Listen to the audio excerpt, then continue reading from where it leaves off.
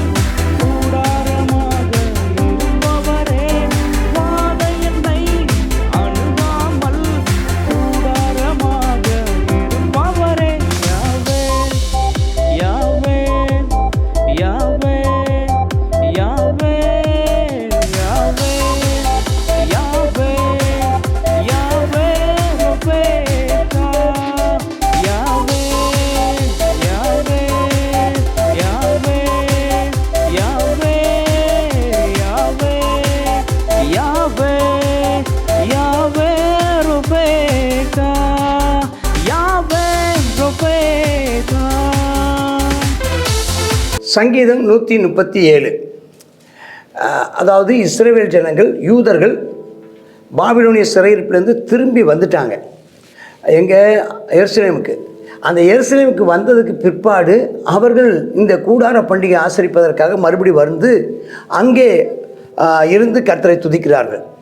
136 துதிக்கிற துதி எது என்று சொன்னால், அவர்கள் கடந்த நாட்களில் கர்த்தர் கொண்டு வந்ததை நினைத்து துதிக்கிறார்கள்.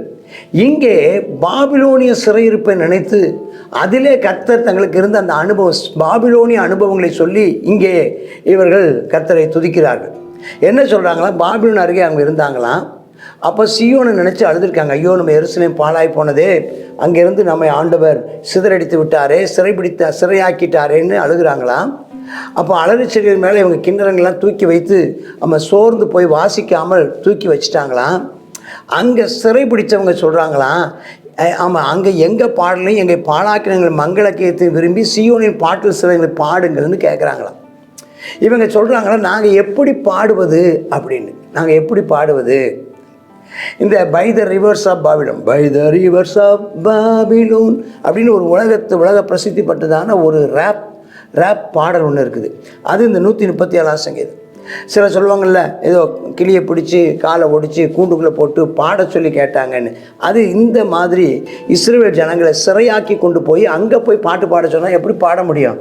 ஆமாம், எப்படி ஐயா நாங்கள் பாடுவோம் அப்படின்னு சொல்கிறாங்க. தேசத்தில் அந்நிய பாட்டை நாங்கள் எப்படி பாடுறது அப்படின்னு சொல்கிறாங்க. சில நேரங்களில் நம்ம நெருக்கடியான நேரத்தில் அவங்க கேட்குறாங்க. ஆனால் அவங்க கேட்காமலேயே நம்ம பாடுவது தான் அதான் மகிமையான பாட்டு. சீயோன் பாட்டை அவங்க இப்போ நம்ம கிண்டலாக கேட்குறாங்க. ஆனால் நாம் மகிமையாய் ஆராதனை நெருக்கடி நேரத்துலையும் சரி அப்படின்னு சொல்கிறாங்க. சொல்லிவிட்டு 5ஆம் வசனம் சொல்கிறாரு, நாங்கள் எருசலேமை மறக்க மாட்டேயா, இது எங்களுக்கு நிரந்தர இடம் அல்ல, என்றைக்காவது ஒரு நாள் எங்களுக்கு எருசலேம் கொண்டு போவார். நம்பிக்கையின் வார்த்தையை சொல்கிறாங்க. நாங்கள் எருசலேமை மறந்துட்டோன்னா, சீயோனை மறந்துட்டோன்னா, என் வலதுகை தொழில், வலதுகை என்ன தொழில்? சோறு திங்கிற தொழில். நான் சாப்பிட மாட்டேன். நாங்கள் எருசலேமை மறக்க மாட்டோம், நாங்கள் சபையை மறக்க மாட்டோம், ஆராதனை கூடாரத்தை மறக்க மாட்டோம். இன்றைக்கி நாங்கள் ஆராதிக்க போக முடியாமல் இருக்கலாம், இன்றைக்கி இந்த சூழலில் போக முடியாமல் இருக்கலாம். ஆனாலும் நாங்கள் எங்கள் தேவன் வாசம் பண்ணுகிற தேவன் எங்களுக்கு கொடுத்த எருசலேமை மறக்க மாட்டோம். அப்படி சொல்கிறார், நான் உன்னை நினைக்காமலும் எருசலேமின் முக்கியமான மகிழ்ச்சியும் அதிகமாக என்ன போனால் என் நாவு என் மேல் வாயோடு ஒட்டி கொள்வதா, நான் ஊமையாக போவேன். அப்போ நான் சாப்பிடுவதே கர்த்தருடைய எருசலேமின் சீயோனை நினைத்து பாடுவதற்கு தான். என் வாய் திறக்கப்பட்டதுக்கு, என் வாய் பேசுவதற்கான இந்த கிருபை கிடைத்ததே அவரை நான் மகிமையாய் நினைப்பதற்கு. அப்போ நீங்கள் தேவனுடைய ஆலயத்தையும் சபை கூடி வருதலையும் அவ்வளவு முக்கியத்துவமாக நீங்கள் கருதணும். சில ஞாயிற்றுக்கிழமை ஆராதனை ரொம்ப அலட்சியம் பண்ணிடுறாங்க, ஞாயிற்றுக்கிழமை போகாமலே இருந்துடுறாங்க. இல்லை, அந்த கூடி வந்து கர்த்தரை நான் என் ஜனங்களோடு கூட, எங்கள் மக்களோடு, சகோதர சகோதரிகளோடு கூட நான் அவரை பாடுவது மகிழ்ச்சின்னு சொல்லி நீங்கள் பாடணும். அவர் சொல்லிட்டு 7ஆம் வசனத்தில், கர்த்தர் எருசலேமின் நாளிலே, கர்த்தர் எருசலேமை ஒரு நாள் சந்திப்பார், கர்த்தர் எருசலேமை ஒரு நாள் நினைவு கூறுவார், கர்த்தர் ஒரு நாள் எருசலேமினுடைய சிறையிருப்பை மாற்றுவார், அதை மறுபடியும் எடுப்பித்து கட்டுவார். அப்படி வரும்போது எங்கள் பக்கத்தில் ஏதோமின் புத்தர் நினைங்க, அதை இடித்து போடுங்க, அஸ்திபாரம் போட்டு இடித்து போடுங்கன்னு அன்றைக்கி சொன்னாங்களே. ஆகையினால ஆண்டவரே நமக்கு ஸ்தோத்திரம், நீங்கள் அவளை நினச்சிக்கோங்கப்பா.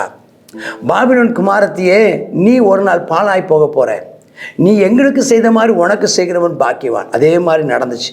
அதே மாதிரி ஸ்தோத்திரம், பாபிலோன் கீழே வீழ்ச்சி அடைந்தது. மேதிய பெர்சிய ராஜாக்கள் பாபிலோனை என்ன செய்தார்கள், மேற்கொண்டார்கள் என்பதை நாம் பார்க்குறோம். அதுக்கப்புறம் சொல்கிறார், உன் குழந்தைகளை கல்லின் மேல் மோதி அடிக்கிறவன் பாக்கியவான். அதுக்கப்புறமாக அங்கே மேதிய பெர்சிய அந்த சாம்ராஜ்யம் தலையெடுத்த போது பாபிலோன் இல்லாமல் ஆக்கப்பட்டது. அதுக்கப்புறம் சூசான் அரண்மனை பெரிதாக்கப்பட்டது, முக்கியப்படுத்தப்பட்டதை நம்ம பார்க்குறோம். கர்த்தருடைய நாமத்திற்கு மகிமை உண்டாவதாக. இன்றைக்கி நீங்கள் இருக்கிற அந்த சூழலில் உங்களை மற்றவங்களாம் கிண்டலாக பேசுகிறாங்க. உங்கள் கிட்டார்களை, உங்களுடைய கிண்ணறங்களை, உங்களுடைய பாடல்களை நீங்கள் அமைதி சோர்ந்து போகாதீங்க. அங்கேயும் கர்த்தரை துதியுங்கள். கர்த்தர் உங்களை நினைவு கூறும் நாள் வருகிறது. கர்த்தர் உங்களை நிந்தித்தவர்களையும், உங்களை சிறைபிடித்து உங்களை சிறுமைப்படுத்தினவர்களையும் கர்த்தர் கடிந்து கொள்ளும் ஒரு நாள் ஒன்று வருகிறது. கர்த்தர் அப்படி செய்ய போகிறபடினால் கர்த்தரை துதியுங்கள், சோர்ந்து போகாதீங்க. பவுலையும் சீலாவும் சிறைச்சாலையில் போட்ட போது கர்த்தர் மேல் அவர்கள் வருத்தப்படாமல் சிறையிருப்பின் நேரத்திலையும் கர்த்தரை பாடினார்கள், விடுதலை பெற்று கொண்டார்கள். நாமும் அப்படியே செய்வோம். கர்த்தர் நம்மை விடுதலை ஆக்குவார். உனக்கு விரோதமாய் வந்தவர்களை ஆண்டவர் 7 வழியாய் ஓடிப்போக செய்வார். இனி அவர்களை நீ காணாதிருப்பாய். கர்த்தர் உனக்காக யுத்தம் செய்கிறவராய் இருப்பார். Amen, amen. God bless you. சங்கீதம் 137வது அதிகாரத்தில் இஸ்ரவேல் ஜனங்கள் பாபிலோன் ஜனங்களால் பாட விரும்புகிறாங்கன்னு சொல்லிட்டு அவங்க வருத்தப்படுகிறது இதில் பார்க்குறோம். அப்போ சொல்லுகிறதான வசனம் என்னன்னு சொன்னால், எருசலேமே, நான் உன்னை மறந்தால் என் வலது கை தன் தொழிலை மறப்பதாக. இன்றைக்கு எருசலேம்னா சபை, தேவனுடைய சபையை நம்ம என்ன செய்யக்கூடாது, நம்முடைய இருதயத்தின் மகிழ்ச்சியாக என்ன செய்யணுமா, நம்ம என்ன செய்யணுமா, எண்ண வேண்டுமா. நான் உன்னை நினையாமலும் என் முக்கியத்துவத்தில் அதிகமாக, எருசலேமே என் முக்கியத்துவத்திலும் அதிகமாக நான் மகிழ்ச்சியாக எண்ணாமலும் போனால் என் நாவு மேல்வாயோடு ஒட்டிக்கொள்வதாக. எல்லா முக்கியத்துவத்தை காட்டிலும் சபை நமக்கு ரொம்ப முக்கியத்துவம் வாய்ந்தது. சபையும் சபை சார்ந்த வாழ்க்கையும் தான் நம்முடைய வாழ்க்கையாக இருக்கணும். நம்ம ஒரு நாள் அதை மறக்கவே கூடாது. நம்ம மறக்காது இருப்போம். அது மாத்திரம் இல்லை, நமக்கு விரோதமாக நிறைய பேர் ஏதோமியர் என்ன செய்தாங்களாம், அவர்களுடையதான எல்லாவற்றையும் இடித்து போடுங்கன்னு சொன்னாங்களாம். நமக்கு இதே போல் நிறைய பேர், நிறைய சத்துருக்கள் நமக்கு விரோதமாக இருக்கிறாங்க. அதெல்லாம் கர்த்தர் பார்த்துக்கொள்வார். ஆண்டவரே, நீங்கள் அதை நினைத்து நீங்கள் பொறுப்படுத்திக்கோங்கப்பா அப்படின்னு சொல்லி நம்ம அடுத்ததாக இந்த பாபிலோன், அவங்க சிறைப்பட்டு போகும்போது பாபிலோனியரை இவங்களை ரொம்ப கொடுமைப்படுத்திட்டாங்க. அதெல்லாம் என்ன செய்கிறாங்க, நினச்சி அழுகிறாங்க. இந்த நாளில் நம்ம எல்லாவற்றையும் கர்த்தர் நம்முடைய துன்பத்தை நமக்கு மகிழ்ச்சியாக மாற்றினார். நமக்கு ஆனந்த களிப்பை நம்முடைய உள்ளத்தில் கர்த்தர் கொடுத்தார்.